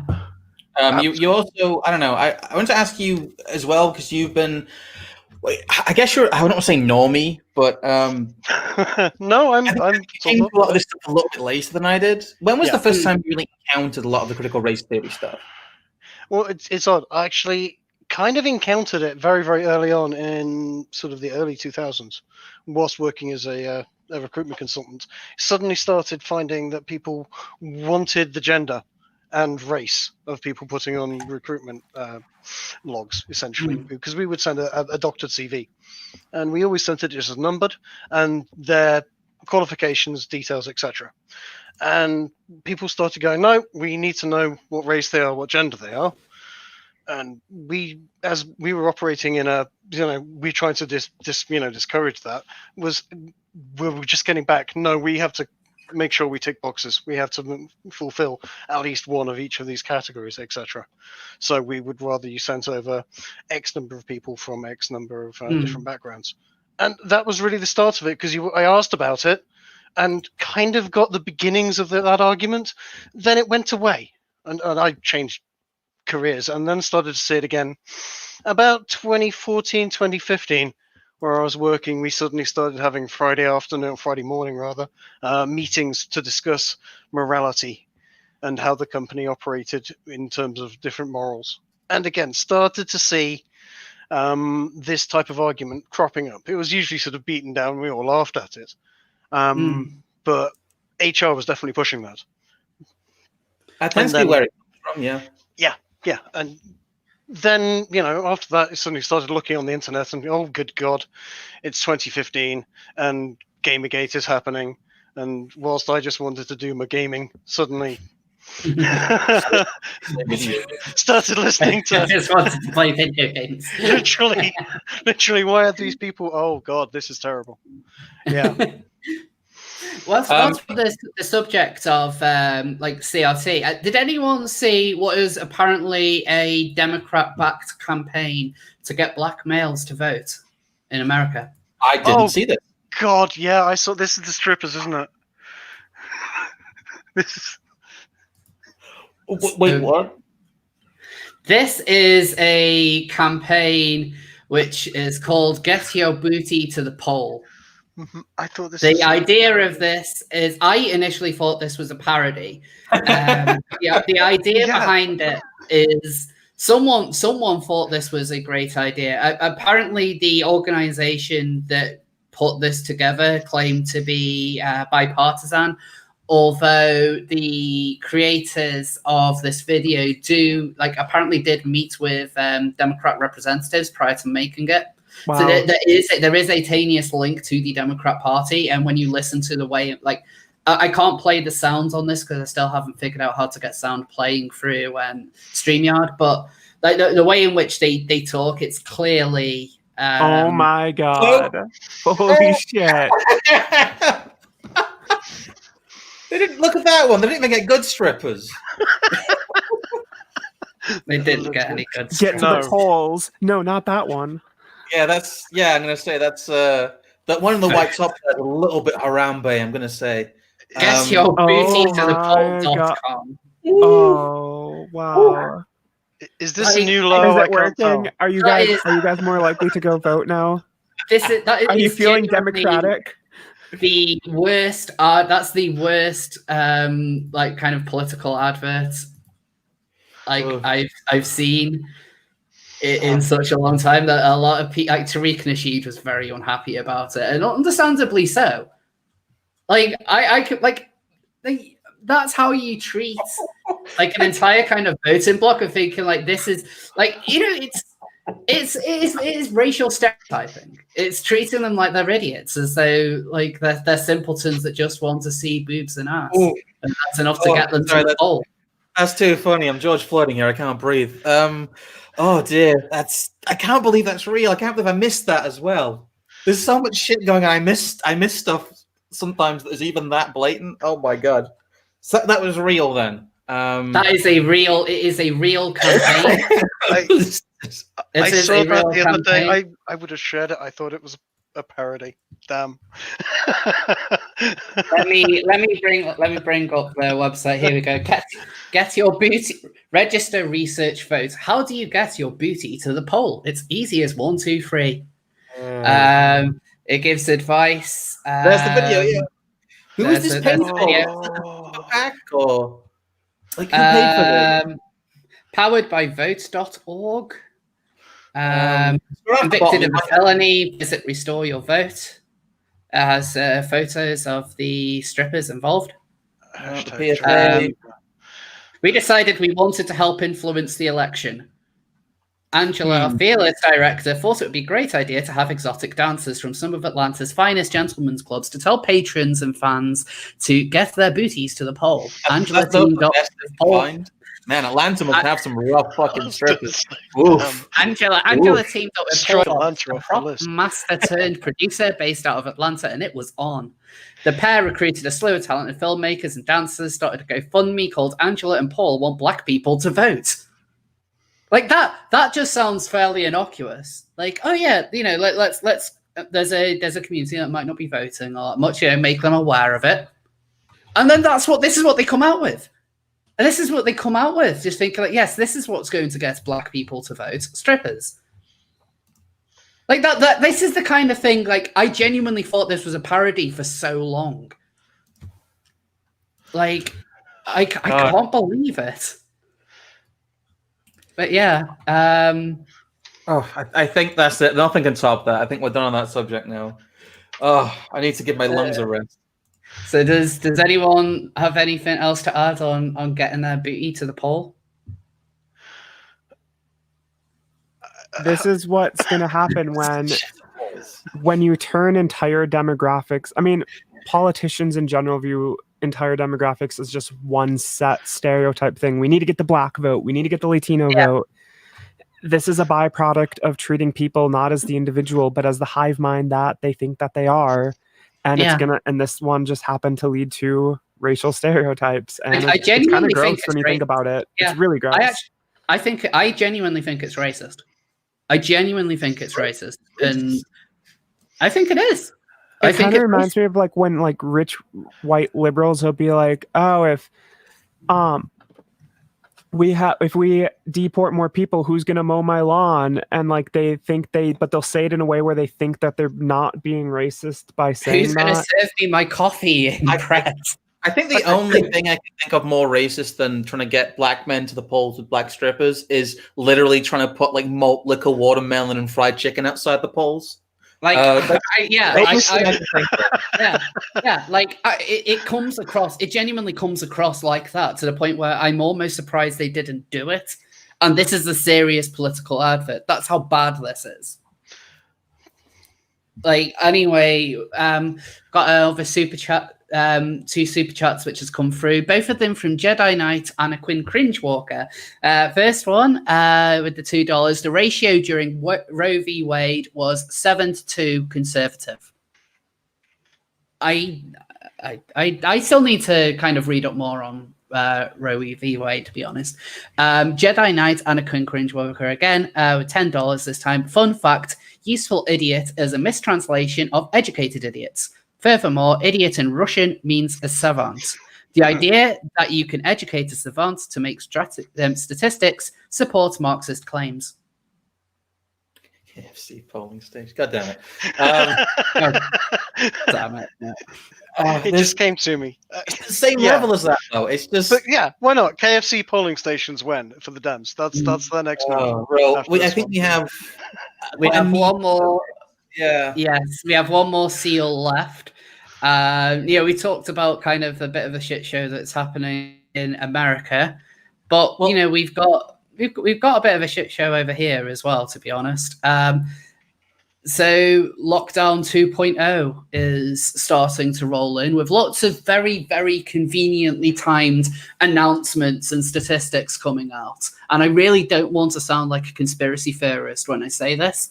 Whilst I was building up, getting all the pages together and stuff for the stream, I came across this on the Telegraph. UK cases surge by 6,178 in third highest daily increase since pandemic began, which is very interesting timing considering the announcements that the government made yesterday and the amount of criticism that it got online. And now it just so happens. So, just very interesting timing that these things have coincided in the same way that all of this is coinciding with a vote on next Wednesday as to whether or not the government gets to keep its emergency powers. It's interesting, isn't it? It's making me do a little bit of a think here. Is it activating your almonds there, Dawn? It really is.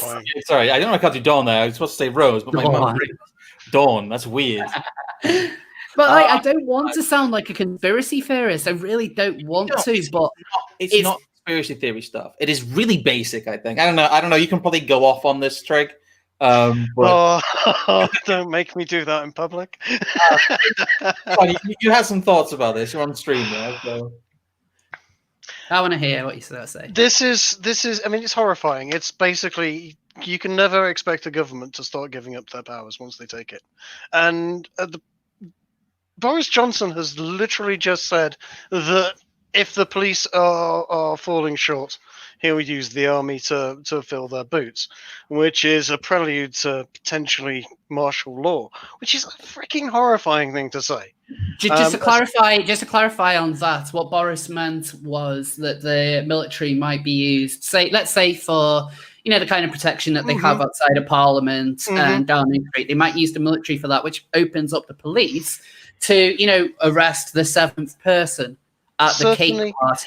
Certainly, that's what they have expressed as what it means. They always expect the government to go at least 3 steps worse than they say they're going to. Oh, absolutely, absolutely. I'm just kind of clarifying what they said. I'm not 100% expecting that to be. That was also kind of a backtrack as well. But yeah, true.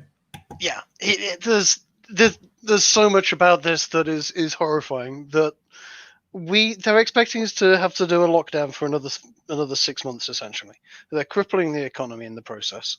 This is the most socialist government I've ever seen in my entire life. Yeah. And we were supposed to be defending against that from happening by voting last year. And this is deeply, deeply concerning. I don't know how the hell we're going to end up paying for this. Yeah. The next 25 years of debt.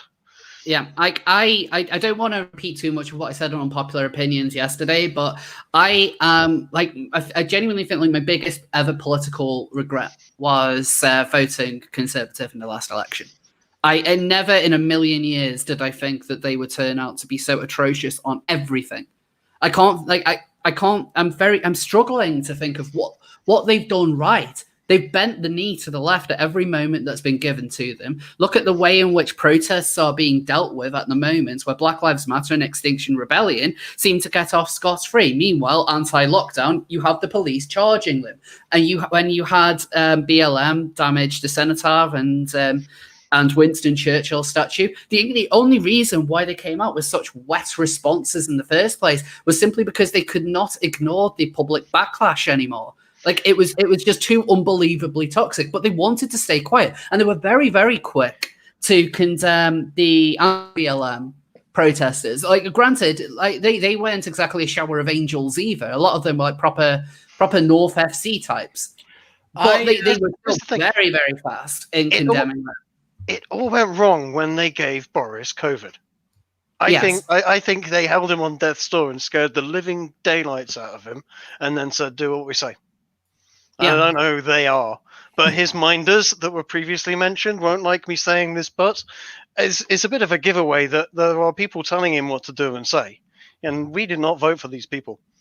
No, we did not vote we did not vote for this kind of government. Like this is not what was ever been sold to us. I at this point, there is literally nothing the Conservatives could do at this that can make me vote for them again.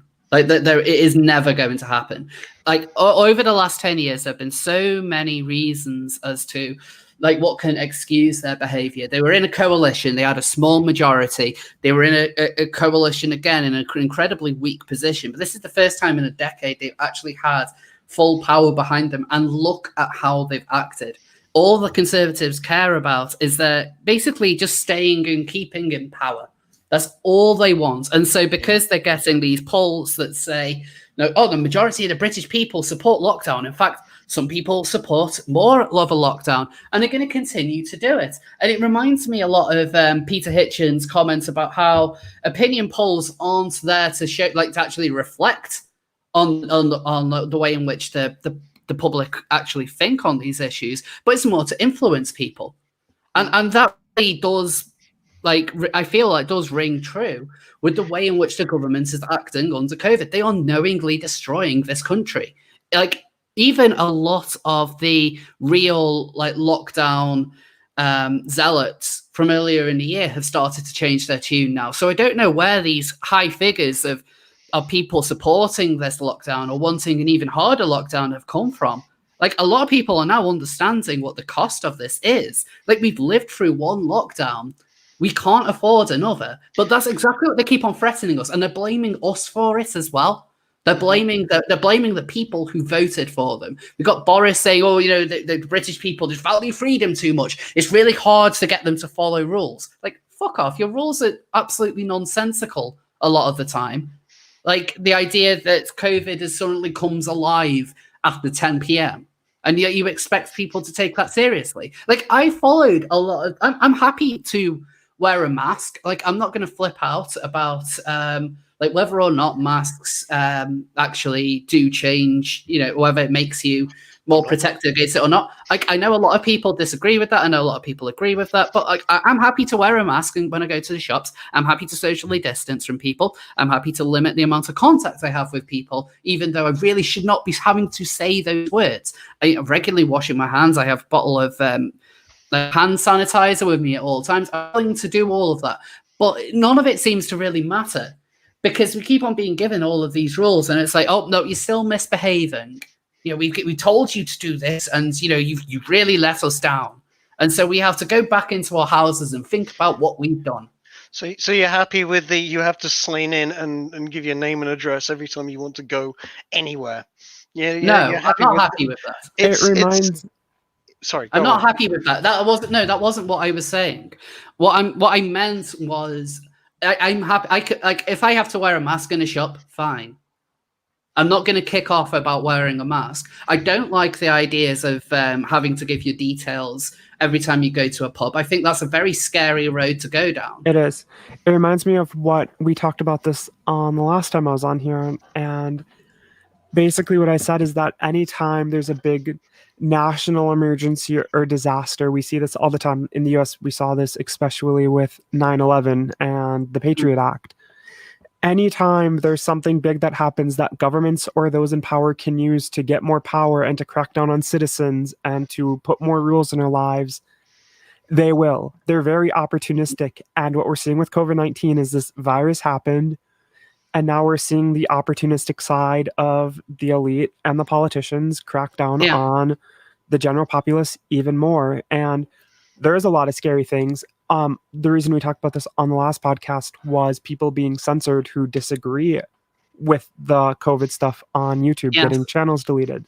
Mm-hmm. Yes. And whether you think they're right or wrong or whatever, it's really scary when people are now getting punished for disagreeing with something, even if it's like the most absurd.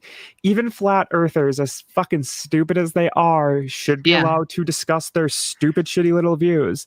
But what we're seeing now is people with views that go against the correct quote unquote narrative are going to be punished. And that was one huge opportunistic thing we're seeing. And now with having to give your personal info to go out, having to give this to go out. We had this with when we almost got contact tracing apps, which thankfully didn't become as widespread as people initially feared due to the backlash. But people are going to keep, politicians and the elite are going to keep putting their toes in the water, see how far in they can go on how many rights they can take away, how many things they can change, how much control of information they can get. And COVID-19 handed them this massive opportunistic thing on a silver fucking platter, and we're seeing it on a global scale in countries all over the entire world. They're starting to do things that are going to strip away rights we will not get back. And people really need to push, because once things change, they don't go back. When the virus first happened, I said that it was a paradigm shifting event, that the normal you think you had in January, we will never have that again. And every day we stray further and further from normal. And they're going to try to take us as far away from that as we can. And it's just about resisting that and standing up to it, because we're on the precipice here of losing a lot more rights on a global scale. And it's crazy. No matter what you think about the virus, whether you think the precautions are the right thing or whether you think they aren't, the fact that people are punished for questioning it, what's the next narrative? What's the next thing you won't be able to question? What happens? And this is an absurd length, and that probably wouldn't happen. But what if, like, questioning critical race theory became something? No, you can't do that, or you're going to get banned. That's an absurdity, but so is everything we thought this year is now an absurdity. What we once would have thought of as absurd is normal, and we really need to hold on to those rights. And that's pretty much all I have to say. Sorry for my rant. No, that's fine.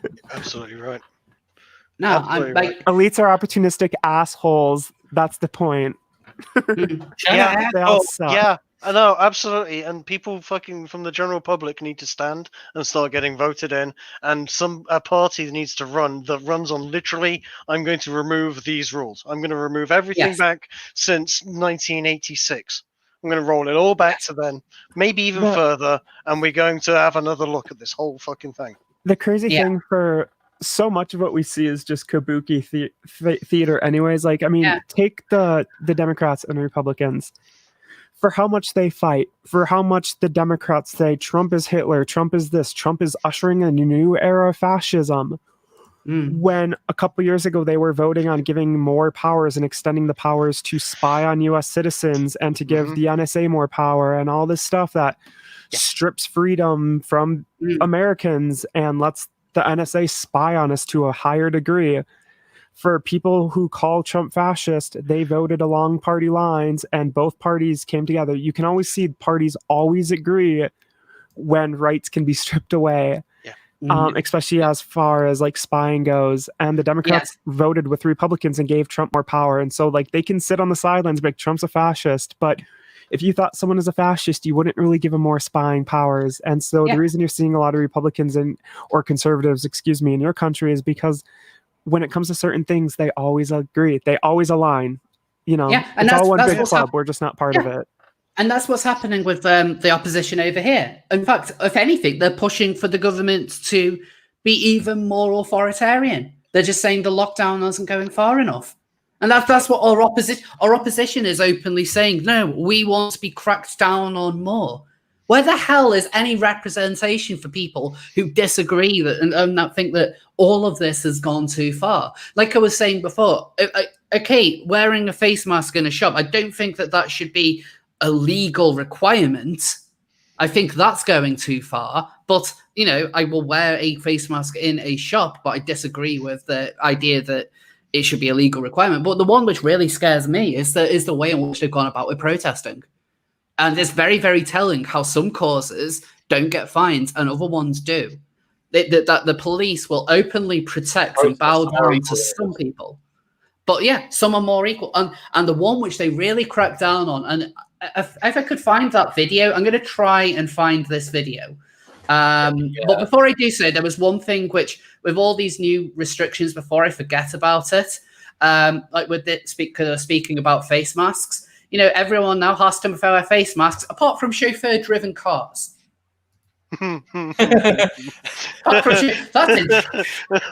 Really? Yep. That's interesting. Wow. Chauffeur-driven cars. Wow, it's almost like the rich. It's almost like the rich elite always get their own rules. Crazy. Yeah. How did that happen? I hire you as my driver. Sure. I need since being made redundant recently. Yeah, why not? I think. Well, okay. I don't want to go on a big rant here, and I'm quite wary of the time since we are like an hour and 40 in. But there's two big things that people need to keep. Well, three big things I think people need to keep an eye on, because what we're talking about here isn't what's happening right now. What's happening right now is bad. It's really bad. It's really, really, really bad. We've been threatened with the military already. It's just crazy. But what's coming is one. We're either going to have to extend the furlough scheme, or we're going to see mass white-collar middle-class unemployment. We're going to see millions of people lose their jobs in October unless we borrow billions more. Two, we still have a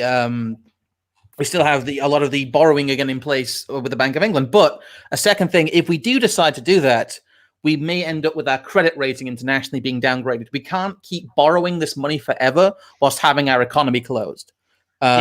It's really it's undermined the arguments that were made for austerity. It's really just wiped all that out. All those years of pain, all those years of lower spending and cut services for nothing. That's all been wiped out this year. More than been wiped out. It's crazy how much money we've borrowed. But we are facing either a debt crisis or we're facing an unemployment crisis. The other measures as well are still in place. The economy is still on life support. There's still a lot of money going out to businesses to prop them up. We have a whole raft of extremely expensive emergency measures still ongoing, and they need to be renewed again in October. Otherwise, we're going to reach a cliff edge and possible civil unrest. And the third thing people need to keep an eye on is that this is an escalating cycle, and that we are very obviously being geared up for full lockdown 2.0 over winter. We always see respiratory infections increase over winter, and we know that the COVID test is unreliable. They've quoted it as being like 99% reliable. But that is over all the tests. If 1% of the people who were tested, because we're doing such mass testing, are false positives, then that means that I think the figure some people quoted was it could be 30 to 50% of all positive COVID tests could theoretically, on the higher end, be false positives because of how unknown the metric. Basically, the positive result of the test is within the test's own margin of error. So we basically have 0 cases to double the cases we have now as a statistical. Anyone who knows how statistics works, basically as a margin, upper and lower bound. But because we will have respiratory infections in winter, we are going to see this quote unquote R number thing just skyrocket. Yes. We've moved, as I mentioned previously, from a pandemic to a case-demic. They've stopped talking about deaths because deaths have essentially stopped happening. We've had a spike. If you look at the figures, just on Google, really, the ones that they put out, we've had a spike from, I think, the 27th of August up until now. We're now at 4,000 cases. But if you look at deaths, deaths have not increased anywhere as much. We've gone from around about 12, 16, kind of 16 to 20 deaths in August to, I think the spike today has been 37. But over this period, we've seen them in the single digits to mid-20s. So we've really seen the amount of deaths increase per day by about 10. Yet we have seen the amount of cases over the course of the virus that's supposed to kill people over this 2-week period. People are supposed to show symptoms, within a week. They revise that down. So we are not seeing the deaths. We are not seeing the hospitalizations we should have seen. And I think a lot of people are starting to realize that. But this is going to get worse, and it can only get worse over Christmas. They've mentioned the 6 months, and it's not an eye on now why people should be panicking. It's an eye on the future. And do not let it get to that point, because when it gets to that point, it's already too late. Yeah, and just to kind of go back to what I was talking about before, if you try and protest against what's happening, this is what goes down. So remember, BLM, take a knee, Extinction Rebellion, let them block traffic, anti-lockdown, you get charged. The police are openly making decisions as to what you can and cannot protest about. And even though there are a lot of conspiracy theorists within the anti-lockdown protests, there are people who are pushing insane ideas like all of this is being caused by 5G, all things which we know are going to be incredibly stupid. This is how the government and the police are reacting to anyone who is protesting against lockdown, whether it is the absolutely insane or the general man on the street who is concerned about what's happening. Don't forget this. Don't forget this is how you will be treated. And it terrifies me. Watching this footage made me so angry when I first saw it. Because you can just see this election in action. You know that if you go out and actually protest it against lockdown, you will be hit with a huge fine that most people can't just easily pay off. A 10 grand fine. How many people can honestly afford that? I can't. And then if they're not doing that, they'll beat you up. But that's what happens if you speak out against it. And this is what you would always talk about in a dictatorship. In somewhere like China, this is what we would expect. But this is the UK. This is Boris Johnson's Britain. When you going back to the hyperbole that the left has used so often, kind of leaders on the right. At least Trump isn't doing this. Trump's not doing this when he's the one who they're calling Orange Hitler. This is Boris Johnson. This is Boris Johnson's. This footage right here is Boris Johnson's legacy. I don't ever want anyone to forget this. He is the one who is endorsing this. He's the one who is pushing it on us all. Thanks to him, it's really to speak out against your government. He is racist. Honestly, the Conservative Party needs to just destroyed. It needs to cease to exist because they are not fit for purpose anymore. I don't care about, the kind of roundabout arguments that people have made about austerity, the way in which people try and twist language to kind of suit their own agenda in it. This footage here, just watch it over and over again. This is what this government is doing to its citizens, to its voters. This is what they do, and they do not apologize for it. I don't know. Trig, on another point, I don't know.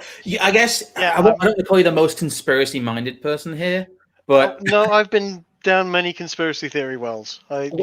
Fair enough. Are you suggesting that this is all part of a conspiracy?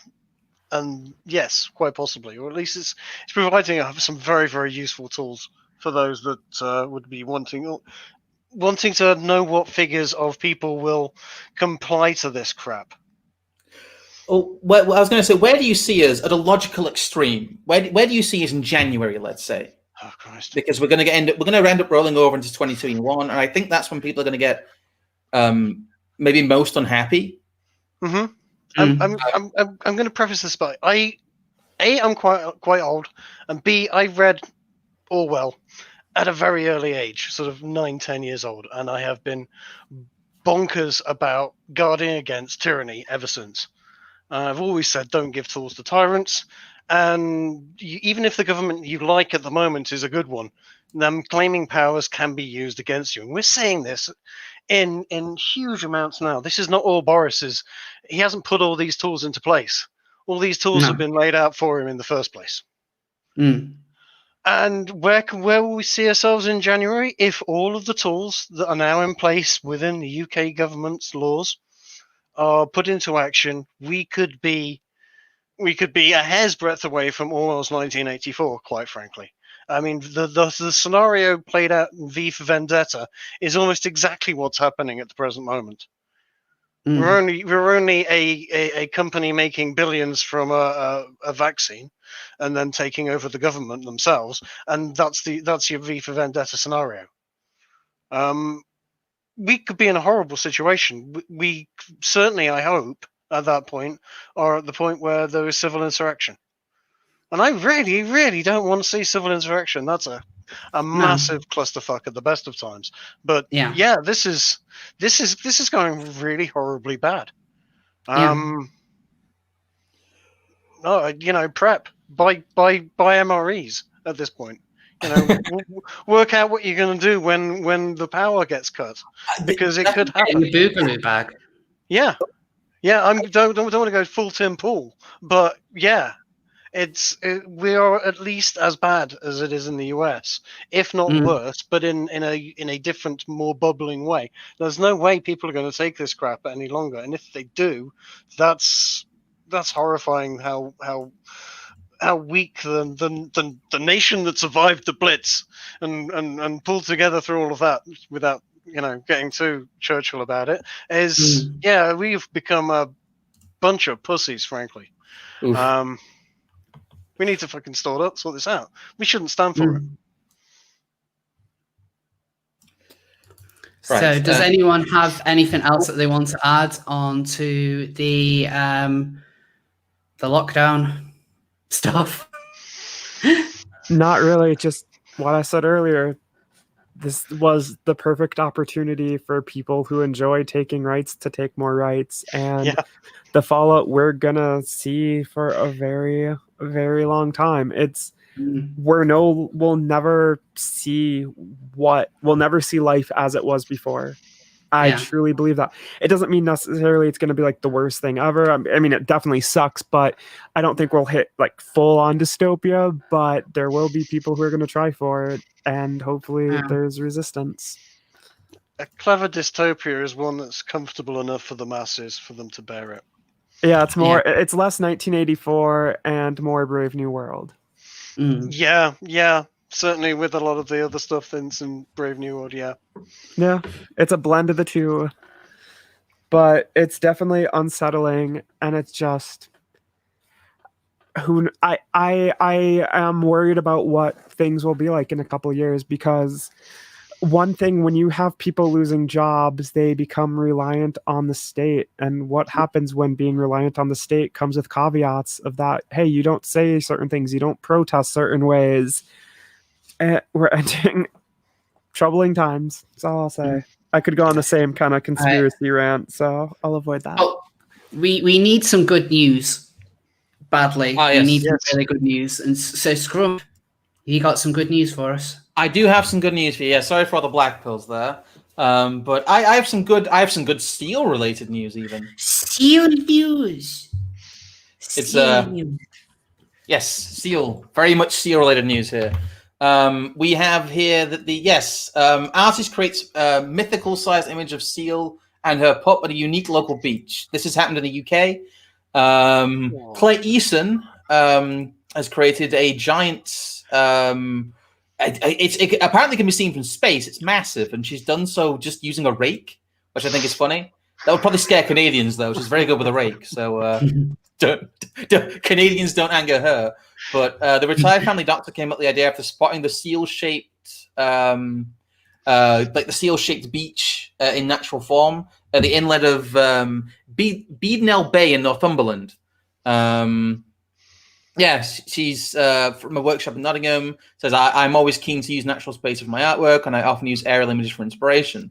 And it looks really cool. It actually does. The actual bay from the air does look like a seal, and she's just kind of added like whiskers and an eyes to it. It's very wholesome. It's very cool. It's one of those kind of public artworks that doesn't really take any funding. It's someone who's decided to do something that's just nice. And I imagine anyone who like hang glides or is flying over that will get a good laugh out of it because it's very cute. That is amazing. I managed to find one relevant to the show as well. Yeah, that is incredible. In fact, they only took like a couple of hours to do. Right, I might actually have to go down and see this mythical sized seal in the coast. I might have to do that. That is really cool. So now is the time to vote on who you think should get the seal of approval for this week. So there is a link in the description to the straw poll, so you can vote for Sophia, myself, Greg. But whilst we do that, we need to discuss the seal of the week. Because even though there is like a coastal seal drawing, the seal of the week is this chap. Look at him. Look at him. His name is Astro, the seal. Now, the reason why Astro is the seal of the week is well, first of all, he's incredibly cute. But second of all, he's a very brave seal. He was born with a condition called megaesophagus, I think it's called, which basically megaesophagus or something like that. So basically, it just means that he has a enlarged throat, which means it's incredibly hard for him to eat fish, which of course he needs in order to survive. Now, they've given him quite a low chance of survival, but they've had him on steroids for a few weeks now. And it looks like he might actually make it. It looks like he might actually be doing quite well. Hooray. So like this poor little seal is actually being a trooper. And so hopefully he will continue his road to recovery and will one day be healthy enough to be released back into the wild where he can eat all the fish he desires. And so I just thought that might be nice just to recognize the hard work of this seal. As the poll is in the description below, by the way. I don't know if you've reposted it in the chat or not. Because I think people are sometimes lazy and can't find it. I haven't posted it in the chat. Hold on. Let me just copy the link. I'll just post it in there now. Yes, link incoming, because a lot of people didn't realize last time. There we go. The link's in the description. That's also now in the chat. So make sure you vote. Democracy is important, you know? Unless you don't want to vote, which is fine too. God, it's weird tangent, but I hate people that like places that have compulsory voting. Doesn't Australia have that in some instances? It does. Yeah. Do they have the opportunity to spoil their ballot? I suppose. Because that's the only way. But yeah, no, I would go the opposite way around. I'd put the polling station on top of very, very, very sort of tall objects. Make them walk a long way. One more minute until polls close. So get your booty to the poll. Oh God, I'd block that out of my mind because it is so bad. I'd actually forgotten about that.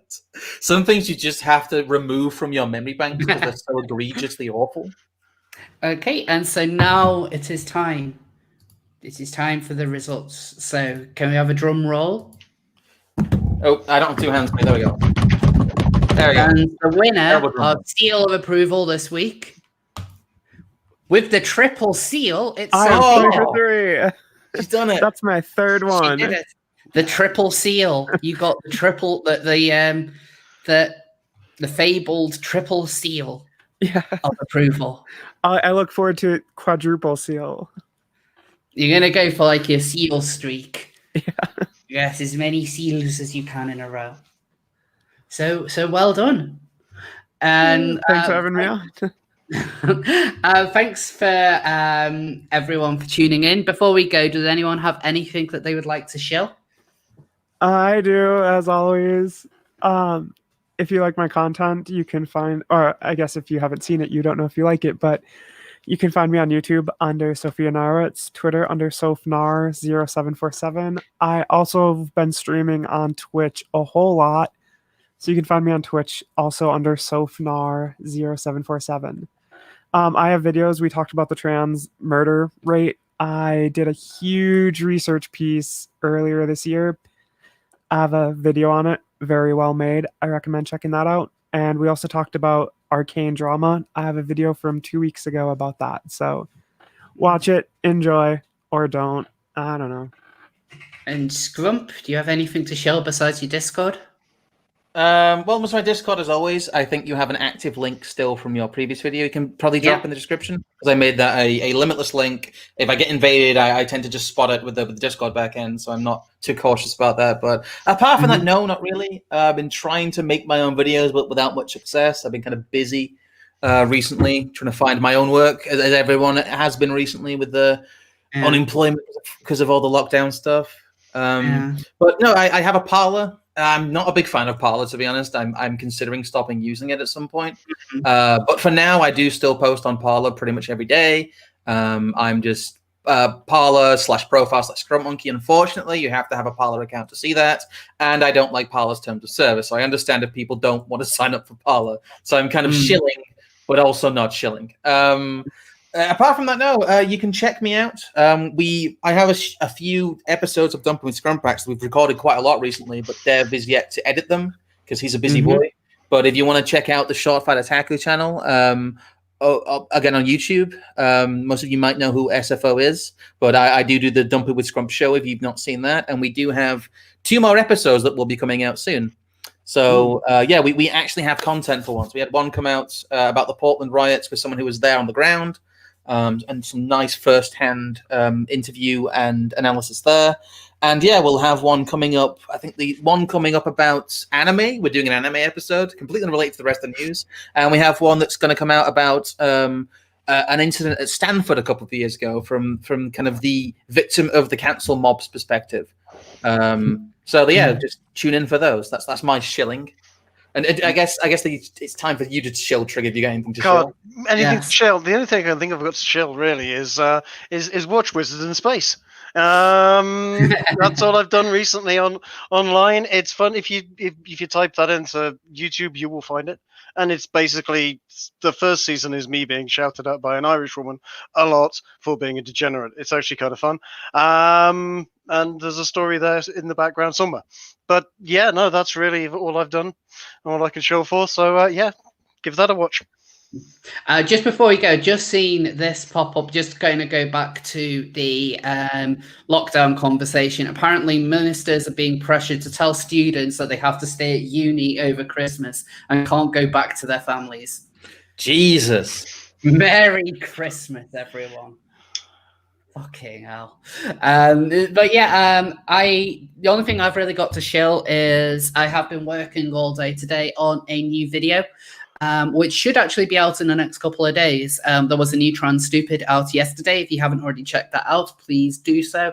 There'll be more new videos coming out. Next week, I've got Karlin Borisenko coming on to Seal of Approval. Other guests still to be confirmed. But we will all see you then. So until next time, thank you everyone for tuning in. Thank you so much to everyone who has sent in a super chat. It's really appreciated at this time. I know it's a difficult time for everyone, so I doubly appreciate that. Well, thank you all for listening. I'll see you all next time. All right, Bye. Take care. Bye.